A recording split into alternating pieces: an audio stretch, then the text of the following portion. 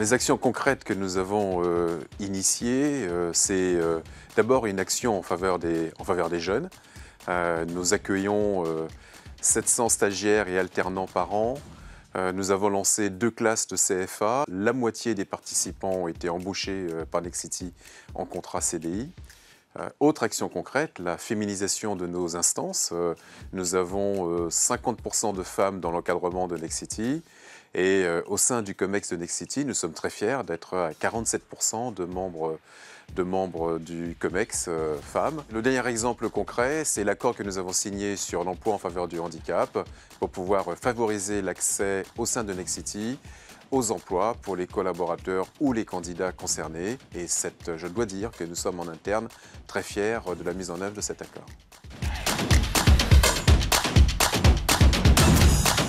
En quoi c'est un enjeu important de changer les mentalités en matière de diversité en France?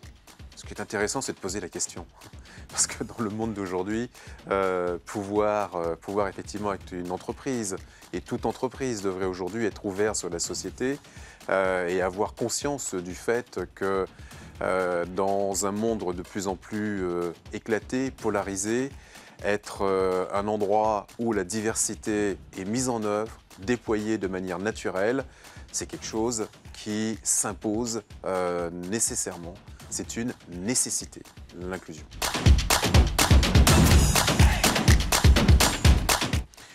Les bonnes pratiques, je citerai 2 exemples qui me viennent à l'esprit. Le premier, c'est qui me tient particulièrement à cœur, c'est les associations que nous aidons à travers notre fondation. Il y en a une qui est une association qui développe des colocations solidaires, c'est-à-dire dans des quartiers réputés difficiles de la ville, les QPV, et de pouvoir aider les jeunes à pouvoir s'investir dans leur quartier. J'ai l'exemple de la résidence Varèse de mémoire à Toulouse, quartier des Murailles, à côté de l'université Jean Jaurès. Et j'ai l'exemple que j'ai en tête, que c'est un exemple parfaitement réussi.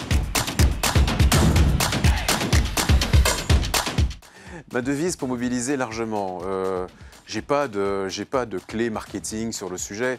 Je pense que je vais peut-être reprendre une phrase d'Alain Dinin, notre président, qui date déjà de plusieurs années, mais qui n'a jamais été autant d'actualité. On ne peut pas être durablement une entreprise qui gagne dans un monde qui perd.